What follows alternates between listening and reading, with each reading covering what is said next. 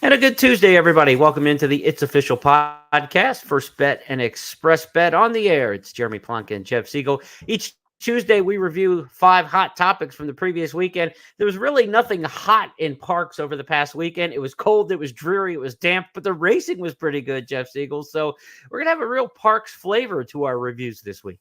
The only concern I have is trying to evaluate that form. I mean, certainly Saudi Crown ran to expectations, but when you get a track that's that wet and sloppy, you never know if you can trust it. You just have to live with it and then try to figure out how much weight you're going to place on these performances come Breeders' Cup time. But I did think Saudi Crown stepped up nicely, and he's a comer, and he's in the right hands. And now we'll talk about which race he should go in, if he should go in either the Breeders' Cup Classic or the Dirt, or one or the other, or maybe just sit it out and wait for something better after the first of the year. We'll figure it out. We're inside 40 days to the Breeders' Cup. It's right around the corner. We're a week or so away from the start of Keeneland. We're a couple days away from the start of Santa Anita, where the traditional Pick 6 and a new all-turf Pick 3 will debut on the wagering menu beginning this Friday with opening day. Of course, you can get Jeff's analysis every single day at the Santa Anita website, as well as at Express Bet and First Bet in the blog section. He'll give you what you need to know for Santa Anita. Be sure to check that out. Let's go to our topics this week, and we mentioned it's going to be a heavy Parx influence. The track wasn't so much heavy on Saturday as it was just wet, and making that big splash, as Jeff alluded to, was Saudi Crown, winner of the Pennsylvania Derby in front-running style. As they make their way through the turn, there's a quarter-mile left to go, and the cheer of the crowds welcomes them at the finish line. Saudi Crown, he hits the top of the stretch in command, magic tap coming up the rail, Reincarnate spinning his wheels, needs to do a bit better, Dreamlike is flying late, Il Miracolo with a shot, Saudi Crown has led every step of the way. Can he take them home? There's a 16th left to go. Saudi Crown on the outside, Dreamlike flying, but it's a coronation for Saudi Crown in the Pennsylvania Derby. He gets the win over Dreamlike, and a photo for the Shoto.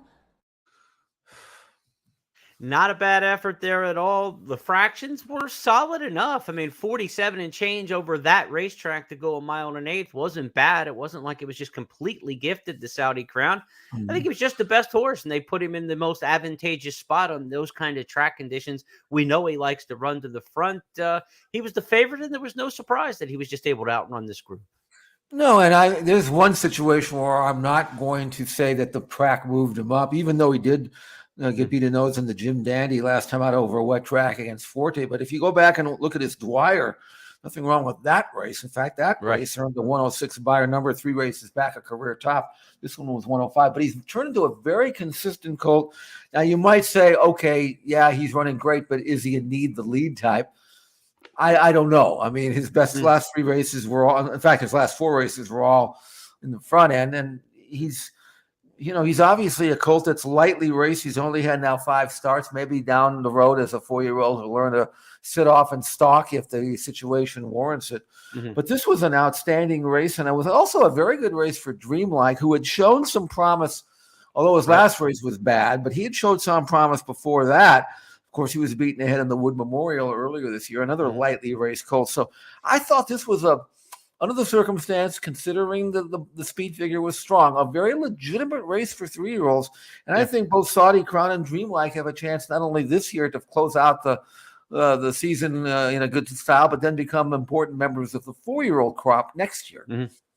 Look, Saudi Crown has Saudi ownership. The goal is the Saudi Cup, $20 million. That race is February 24th of 2024. I looked, and they're saying, well, we don't know if we're going to go to the Breeders' Cup or not. Brad Cox says, I got to figure out the best way to get to the Saudi Cup, what's going to work. We've been there before with horses, Knicks Go, among others. And this is a horse a lot like Knicks Go in terms of style and question mark about like how far he will go against top-class horses. If the Saudi Cup is the main goal, Jeff, we're 154 days between races. If that's where we're at in today's game, where we're trying to figure out where we're going in 154 days, then maybe the Breeders' Cup is not going to be in the cards for Saudi Crown. There's no guarantee. $20 million Saudi Cup, $6 million Breeders' Cup Classic. The Dirt Mile certainly doesn't seem like a race that you would want to burn a horse up in if the big goal is for $20 million and $10 million to the winner come February. So as far out as we like to look in today's racing game with these trainers, I'm not so sure he's going to the Breeders' Cup. I don't know, but I was impressed though with when asked about it. Brad said that he had to examine the likely pace scenario of the mile and the mile and a quarter.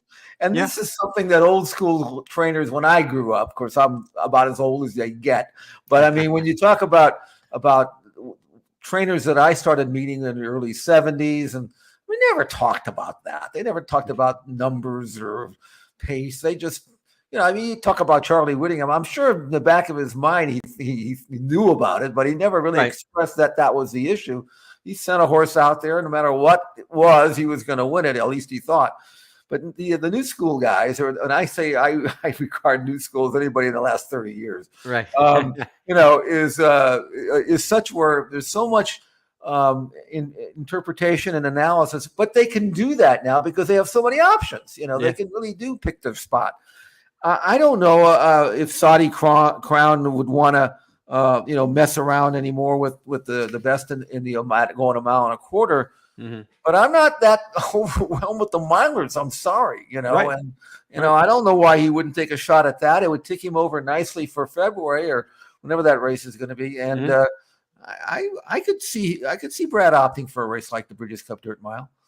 Cox doesn't really have a horse for this year's Classic, which is strange for as powerful as his barn is. Angel of Empires put away for the year. The Indiana Derby winner Verifying, they cut back last time at Saratoga and sprinted him. You got to think maybe Dirt Mile for Verifying if he goes Breeders' Cup. And the Stephen Foster winner, Wes Willpower, who like this one has a lot of early speed and a front-running type, has been sidelined since winning the Foster. So he's not coming back towards the Breeders' Cup either. Right. So will Brad Cox have a Classic starter? Will he have a Dirt Mile starter? Will Saudi Crown be a horse to fit either one of those bills? We're going to find out here in about 40 days' time, though, for the Breeders' Cup. Very interesting. Saudi Crown, though, a late addition to this 3-year-old crop, and yet a different Grade 1 winner. We've seen the Grade 1s just kind of trade hands. Arcangelo's sitting there with his two major wins, right? The Belmont and the Travers, and he's the only 3-year-old with the 2 Grade 1 wins this year. He's sitting on a title, you would have to think at this point, the way they've just kind of traded punches, unless Forte can do something remarkable in the Breeders' Cup Classic. You would think Arcangelo's sitting on a championship trophy. I would think so. And he's going to be at Santa Anita apparently in a couple of days or so. So I get a close up close and personal look at him for the next month, which is great. I can't wait to see that. And Safi's, Dutro's horse is coming as well. So we shall be on the scene here about 5 miles down the freeway to watch them and check them out. You talk about old school showing up 3, 4, or 5 weeks early for a race to get training over a track. What a novel idea. What was once old is new again.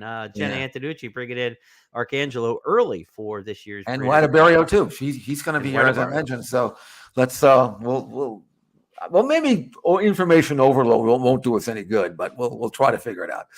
Better to see him than not see him. I guess so, yeah. Now let's talk about another division that championship honors may be still up in the air in the 3-year-old filly ranks. We had a crusher from California named Ceiling Crusher crushed the hopes of the Kentucky Oaks winner, Pretty Mischievous, who came up a little bit short in the Cotillion Stakes with the minor upset. Let's go back to the call with Jessica Paquette calling the first ever Grade 1 race by a female track announcer in last weekend's Cotillion. Ceiling Crusher has led every step of the way. Hoosier fillies all out in second. Pretty Mischievous set down for the drive. She's making up ground, but they're going to have to reel in Ceiling Crusher. Ceiling Crusher, Pretty Mischievous. Here comes a Cult from the outside. There's a 16th left to go. It is Ceiling Crusher, Pretty Mischievous on the outside of Cult. A thrilling finish. Ceiling Crusher breaks through in the Cotillion Stakes. Pretty Mischievous second, followed by a Cult. Hoosier filly fourth. $22,000 purchase by Mr. Big, now earned almost $1 million, $600,000 to the winner there in the Cotillion. That was the winner, Ceiling Crusher for Doug O'Neill. Jeff, you've seen her a lot out there, the Calbred in Southern California. She took her game on the road. And she did exactly what I thought she could do if she was allowed to do what she needed to do, which is to say, from an inside draw with Maldonado, our speed rider or deluxe from California. Just put her on the lead. I don't know what the track's going to be playing like. She could end up 20 lengths back if the track were deep in there, which occasionally it can be. But it looked early on like the track wasn't really that blatantly biased one way or the other. So I thought Doug did the right thing, put her on the lead and see if she could wire the field. And she did. And as I mentioned in our show last Friday, she had won 5 out of 6 coming into the race. And the one race that she got beat, and she was 30 cents in the dollar, you could see at the 5/8 pole in that race at Del Mar, she was going to be in deep water because she was stuck right down in that quicksand, which can get, that could get Swaps beat here in California if he were running today and taking that bias. And I did not really in any way, shape, or form hold that against her. Came back and won a confidence building race in the Torrey Pine Gate to Wire, earned a career top buyer number there or close to it. So it wasn't that surprising. And it wasn't surprising to the punters. She was 3-1. Yep. She was right there behind Pretty Mischievous, who on pure resume looked like a standout. And she didn't do anything wrong, Pretty Mischievous. She stayed on well. She's just, the last 3 races, she's been in photos. But, she's just not maybe necessarily the kind of filly that'll draw off and crush you. But Pretty Mischievous ran a race. And I still think she's got the title in her hip pocket there, the sophomore Philly Eclipse Award. Ceiling Crusher, though, Jeremy, is not nominated to the Breeders' Cup. I'm not even sure if the sire is. So, at any rate, she's not running in the Breeders' Cup, and that makes a lot of sense. It's just too much money, and there are other races she can run in.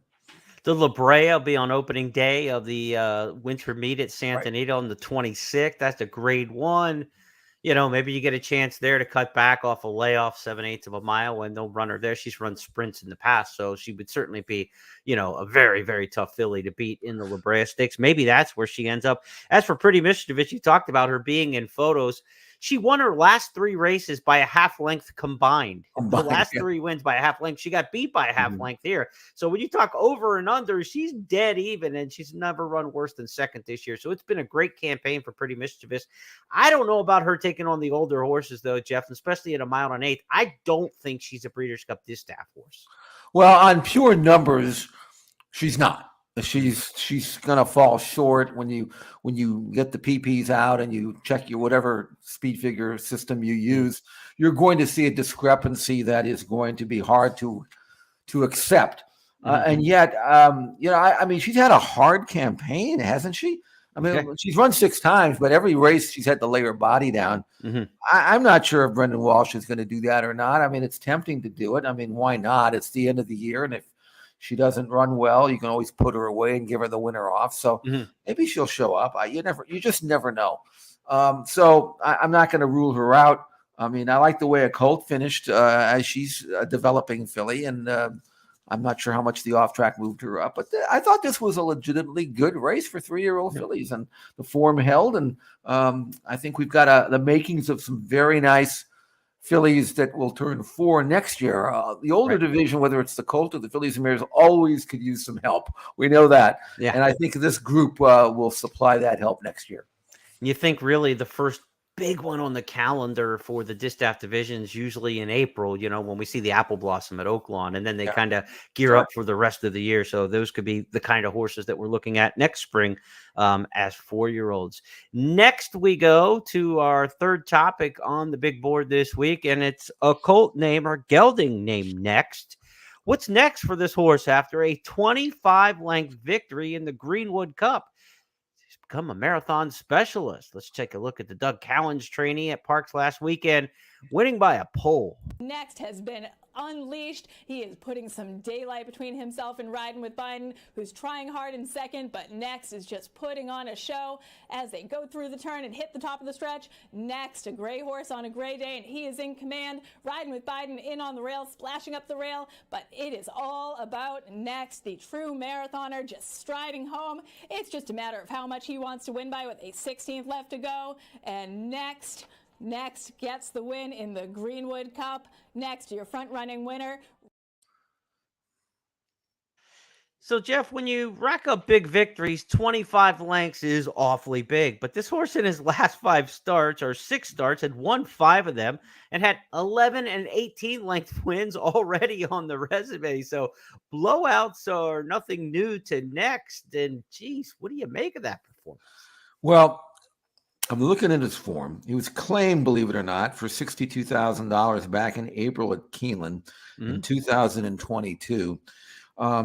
And it wasn't like he was unsound. He ran pretty well after that, was stopped on and went from November to May. And this is a horse that he's not going to run in the Breeders' Cup Classic, though numbers-wise, he is a fit. Now, those numbers earned at 1.5 miles or farther, so you can't always conclude that they would be duplicated. On the other hand, if you look at this horse, he's by not this time, so he's got a right to be anybody.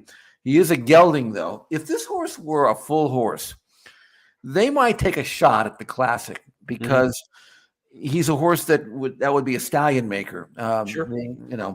But he's a gelding. And so I always say that the goal of the gelding is to have them run as well at age 9 as they are at age 5. Right. And take the path of least resistance, because the idea here is to run him and have him as in form as long as you can. So the idea here is that, and William Cowens, the trainer, is saying, no, he's not going into Breeders' Cup Classic, even though I would love to see him, because I personally do not know how good this horse is. All I know is he's won his last 2 races by a combined almost 27 lengths. And you just saw the last race. Could he have won by 40? I think he could have. But there is a dirt marathon on the Breeders' Cup program. It's not a Breeders' Cup race, but it's started there. And he's just going to go out here to Santa Anita and win that one for fun. I don't know who would even be brave to show up and get embarrassed by him. And that makes sense, because that falls in line with my theory that you just keep him in races that, number one, he can win, and number two, that he never has to extend himself. And that's the proper thing to do, even though I think it would be neat, really neat, to see this horse throw a monkey wrench into the Classic horses and say, yeah, well, what about me? Right.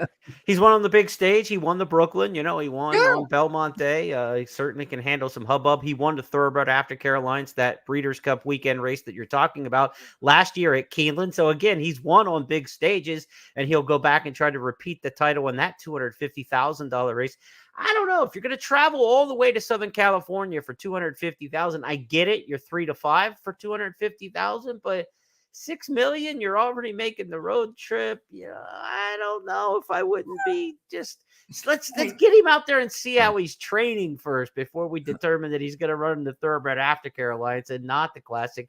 And look, we always know this too. If something happens in the Classic division, heaven forbid, a big horse drops out, something like that, maybe your thought process changes a little bit. But if you're already going to make that trip, you're talking about keeping him sound and keeping him running for a long time and that sort of thing. You're going all the way to California. I don't know. I don't know if the Classic is going to tax him, far, far more than the marathon race would there in the Thoroughbred after Carolina. You think about this, Jeremy. You got Arcangelo, who could legitimately be, really top horse. Okay. Sure. But outside of him, is there anybody in that race you just say, oh, I can't beat him? I mean, if you had next, no. And besides, you don't even have to win it if you just run second or third. Right. So, I respect the decision. It's probably the decision I would make, is take the, to go to the easier route. Yeah. But boy, would he be a fun horse to throw in the mix, wouldn't he? Yeah. And that's the underdog you're looking for, the horse from the wrong side of the tracks. For Cowens, he's been training with 3,600 starters. Looked him up on Equibase before the show. This is a Zoni graded stakes winner, right? I mean, that's the kind of horse you want to kind of get behind for a Breeders' Cup Classic, a Rags the Riches. I know the breeders themselves would turn their nose up, and the people who are behind the Breeders' Cup kind of get an upset stomach thinking of a 6-year-old gelding, winning the Breeders' Cup Classic that won't go back into the gene pool, but. You know what? From a racing fan standpoint and a gambler standpoint, I'd love to see next in the Classic. Let's see what happens. We've got a couple weeks to figure all that out. Right. Let's go to our fourth topic as we continue to talk Breeders' Cup in our Breeders' Cup tracker segment this week. 4 races to talk about, a couple of those at Parx and a couple coming up this weekend. Some sad news to report out of Parx, where the winner of the Turf Monster Stakes, Nobody Listens, fell to a tragedy on the van ride back to his home in Indianapolis. He's based at Horseshoe, Indianapolis. There was an incident on the highway around Columbus, Ohio, where he was spooked in his van in his stall. He flipped and was killed in a tragic accident along the roadway heading back home to Indianapolis. But let's remember this Turf Monster winner, Nobody Listens, as a 14-time winner who went out on top. At the top of the stretch, Nobody Listens says, come and catch me if you can. On the outside, Smooth B is game today. Roses for Deborah. The filly needs to do a little bit better. Nobody Listens, the half, 48-2. There's about a 16th left to go. Nobody Listens. It's going to be loud and clear. Nobody Listens gets the win in the Turf Monster, followed by Smooth B, Roses for Deborah. Second trip to Parx for this one. It won the Parx Dash prior to that. Again, going back and forth from Horseshoe, Indianapolis. What a tough, grizzled turf sprinter. And it's hard to be consistent as a turf sprinter. When horses like this, a Ben's Cat, can stay consistent for a long time, win 14 of 26 lifetime starts, you really tip your cap to a horse like this for his racing career. This just breaks my heart, really, because I can relate to the connections, having a horse win like this, and clearly was headed to California for the British Cup Turf Sprint, and older gelding that just did nothing but lay his body down every time he ran. I mean, it is a tough game. It's a brutal game. It really is. I mean, it's tough enough to own a good horse because you have to go through so many bad ones, really, and so many disappointments. Finally get one like this, and obviously beloved by his connections, and then coming off arguably the best race of his life. It's just something that, as an owner and who's owned a lot of good horses over the years, it's hard for me to relate. I've had disappointments, but I don't think I've ever had something like this, and this is just tragic. As for Roses for Deborah, who was 3-5, this is the mare, the filly that bypassed the Masters on Monday, which would have been a walk in the park. Instead, they run her in this race over ground that's this deep. You can see they ran 101 and 2 for 5/8. That's almost a 16th of a mile slower than they would have run had it been firm. And I'm not going to hold that against her, because anybody can get beat on that kind of ground. And hopefully she'll come out of the race well, or did. And then we can see her on fast, and she will get fast ground here.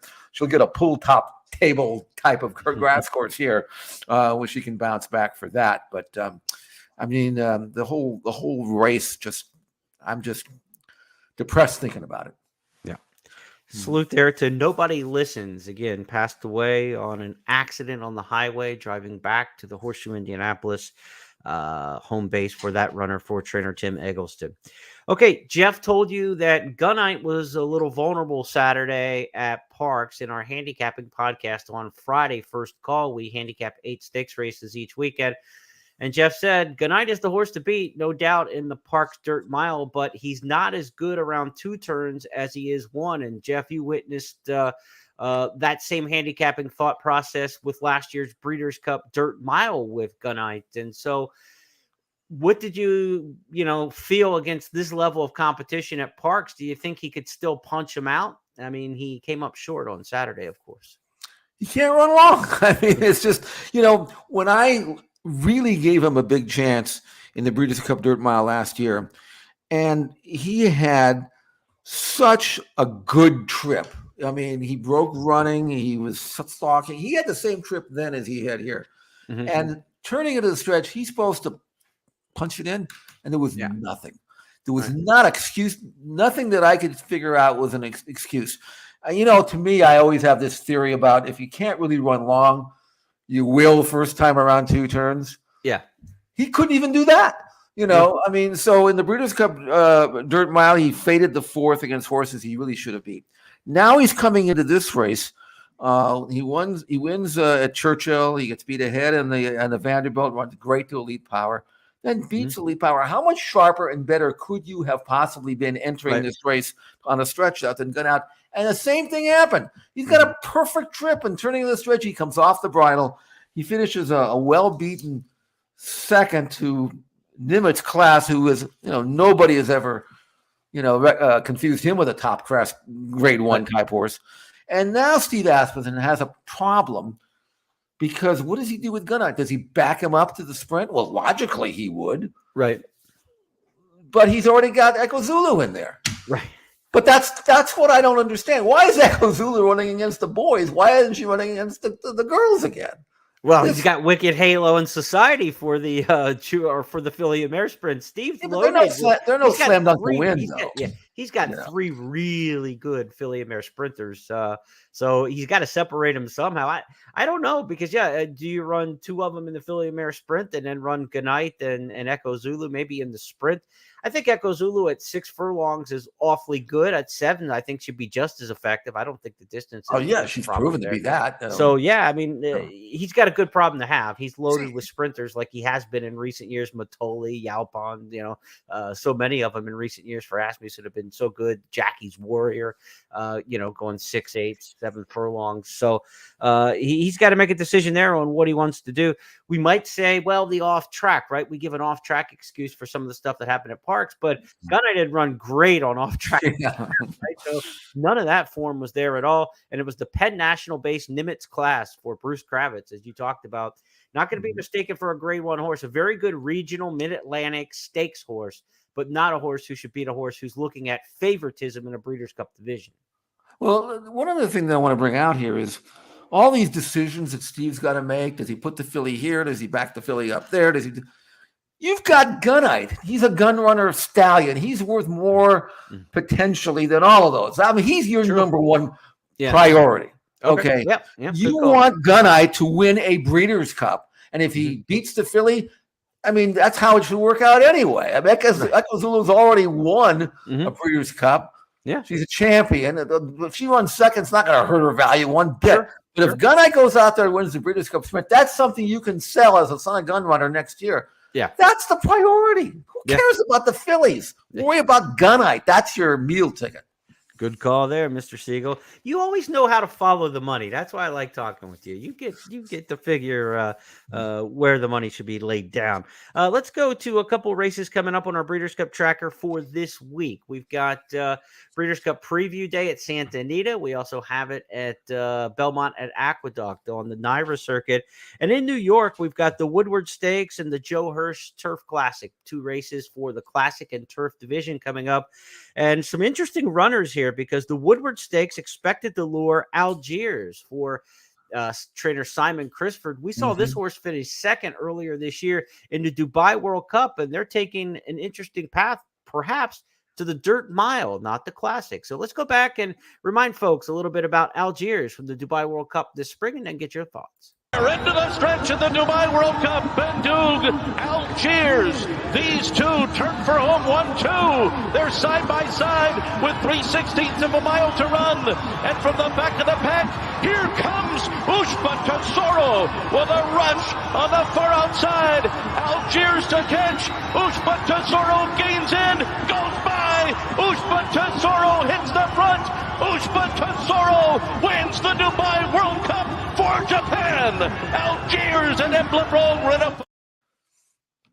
So Algiers, a potential wise guy horse maybe for the Woodward this weekend. What do you make of that one in a race that could also lure Zandon, a horse who was second in the Met Mile and second in the Whitney? That was a good race for Algiers. I mean, it was a mile and a quarter, and he's I think he'll shorten up nicely. But I mean, he looks like, this connections are smart. They know what they're doing, and they're looking at the Breeders' Cup Dirt Mile and saying, look, it may not be the most prestigious race in the world, but it's still a good race. And if you can win a grade 1 race in the States on dirt, you got yourself something that you can sell and promote.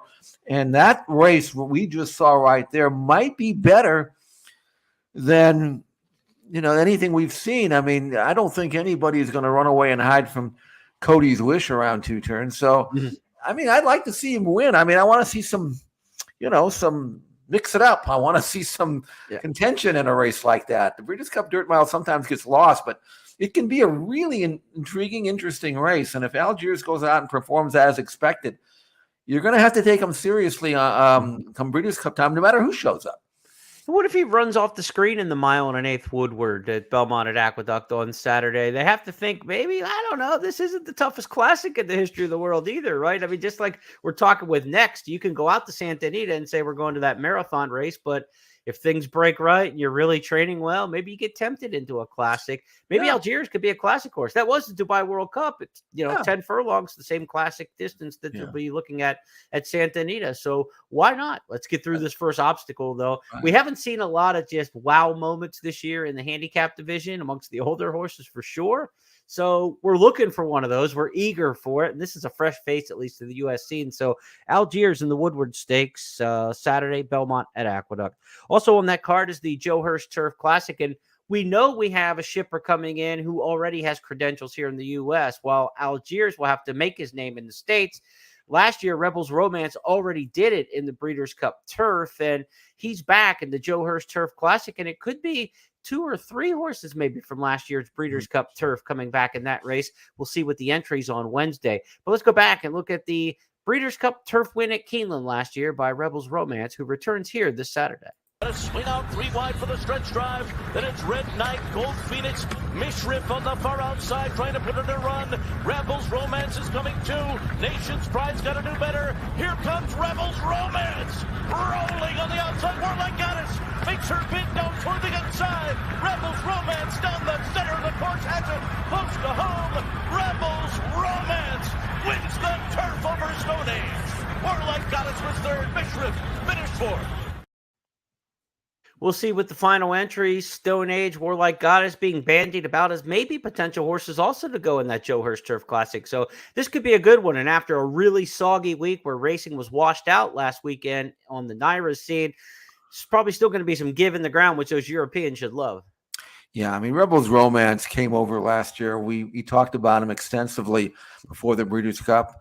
And it wasn't so much that I thought he was, Rebo or anything like that, but I thought the situation was such where he could outclass this field. And I think that he will do the same Saturday. And I think he has a chance to repeat, assuming, well, I'm not even assuming, depending upon and pending what else will come over.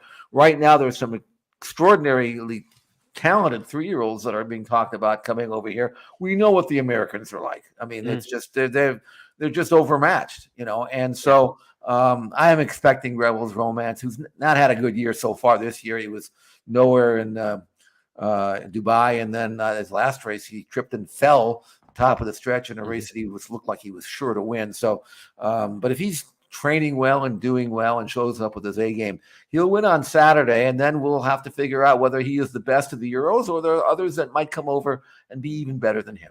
And read in the racing press that Up to the Mark, the Todd Pletcher trainee who hasn't been seen since the Manhattan on Belmont Day, is training with hopes of still making it to the Breeders' Cup. I mean, we shall see with that for a horse who has been away a long time.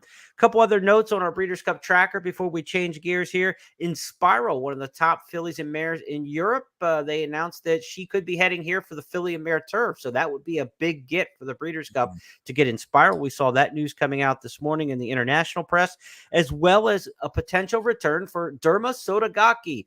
Jeff and I are still looking to get our money back from the Kentucky Derby on betting that Japanese runner in Louisville on the first Saturday of May. He hasn't run since that race in the Kentucky Derby where he ran decent, Jeff. I think he ended up 6th in there. I mean, he didn't embarrass himself, but the idea that he's going to come off a May layoff, show back up here in the mile and a quarter Breeders' Cup Classic, that's some big news from the Derma Sotogake camp. It gives us another topic to talk about. Bring him on, gives me another chance to lose money on him too in a big race. So I'm glad that he's coming.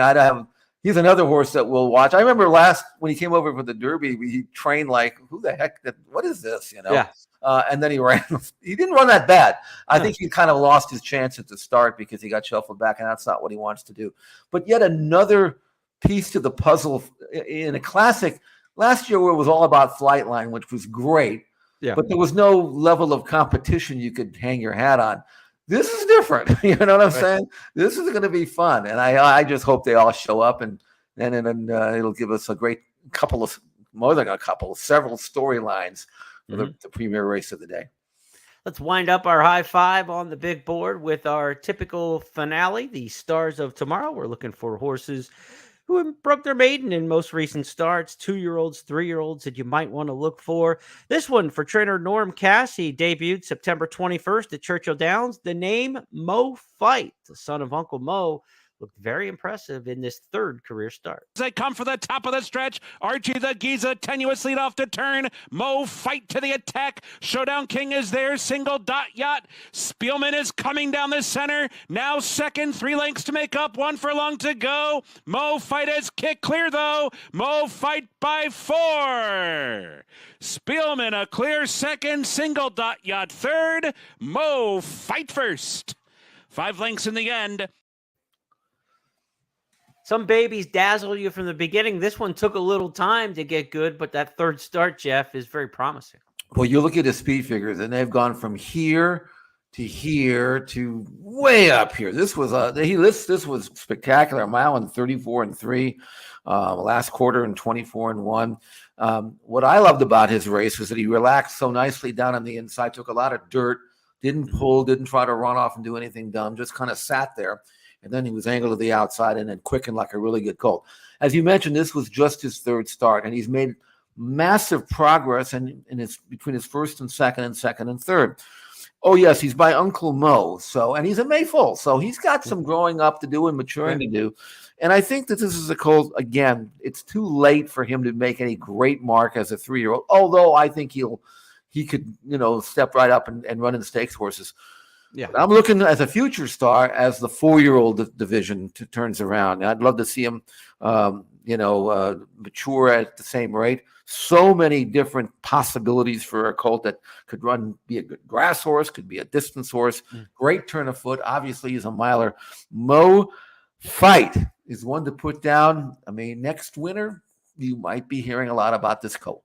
His second dam, which is his grandmother on the mother's side, was Wandesta, a filly who was really good. I mean, she earned $1 million plus on the turf as a router. She could absolutely run. And I love to see those dam side pedigrees with turf route mares. And those horses often turn out to be excellent. They get that speed and brilliance on top by Uncle Mo. And again, the second dam on the dam side being Wandesta.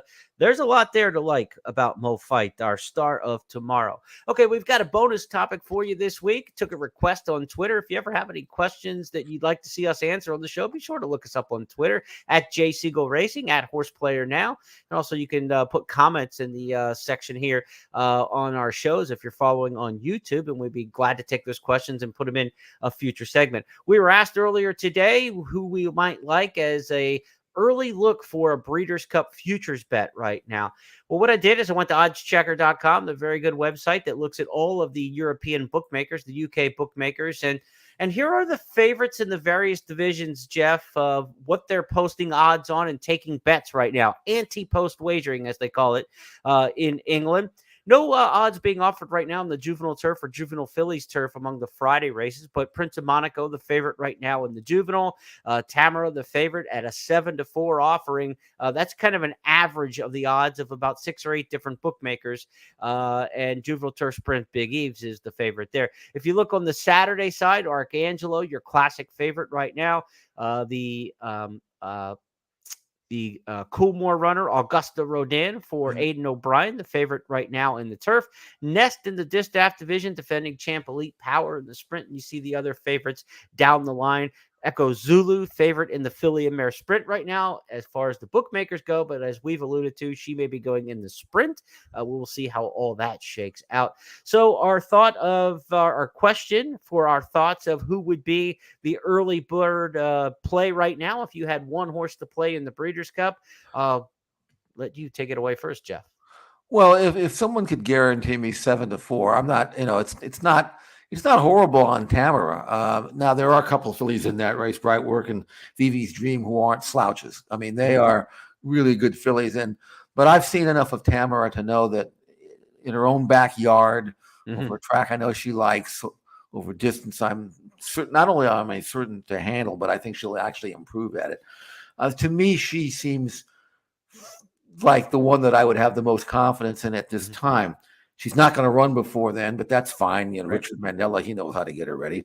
And we know she can run while fresh. So for me, Tamara and the Breeders' Cup Juvenile Fillies, there are horses that I like in some of the other ones, but there are others in the races that are not just, they're 3, 4, 5 deep in contention, and you just don't know who's going to be here yet. But I know Tamara's going to be here. All she has to do is walk over about 50 yards from her stall, and she's at the gate. So that's going to be pretty easy.